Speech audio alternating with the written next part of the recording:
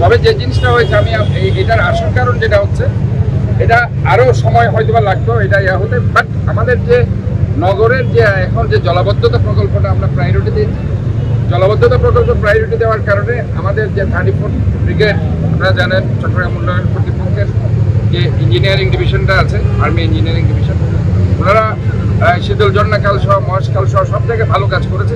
এবং এই খাল খননের কারণে এই এলাকাটা আগে এক সময় পানি উঠতো, আপনারা দেখেছেন সমস্ত ইন্ডাস্ট্রিয়াল বেল্টে পানি ঢুকে যেত, এবার ইনশাল্লাহ পানি উঠেনি।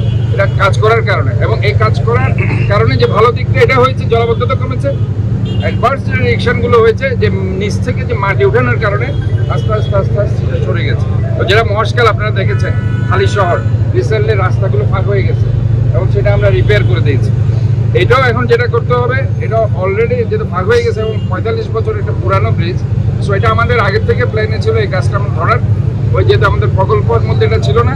এখন আমরা আমাদের যে চলমান প্রকল্প চলছে সেটা ওই 6 মিটারের এটাকে আমরা 15 মিটার করে দেবো এবং এটা আমরা দ্রুত ইনশাল্লাহ কাজ ধরবো। আমরা এটা মূলত কারণ হচ্ছে যে আমরা আমাদের জলাবদ্ধতার কাজ করেছি, যেহেতু মাটি সরে গেছে, নিচ থেকে প্রচুর পরিমাণ মাটি সরে গেছে, যার কারণে এটা হয়েছে।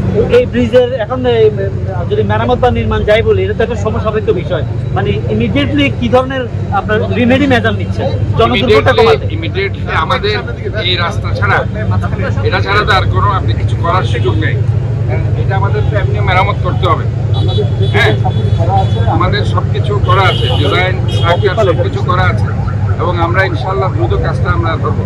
এবং আপাতত জনগণকে আমি বলবো যে আমাদের যে এই সাইডটা যে জায়গাটা এইটাও কিন্তু আমরা ধরবো, এটা শেষ হলো। আলটিমেটলি জনগণের একটু কষ্ট হবে, কারণ ওই সাইডে আমাদের কাজ যেহেতু এটা ধরবো সাথে সাথে কিন্তু ওইটাও করতে হবে।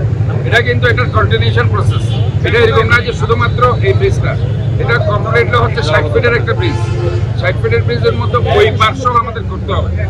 কাজে আলটিমেটলি যেটা হয়েছে যে আমাদেরকে কমপ্লিট ব্রিজটা করে দিতে হবে। হয়তো এমনিও এক পাশ আমাদের বন্ধ রাখতে হবে কাজ করার জন্য। আমরা যদি এমনি নর্মাল প্রসেসও কাজটা ধরতাম, একটা পাশ আমাদের বন্ধ করে রাখতে হতো।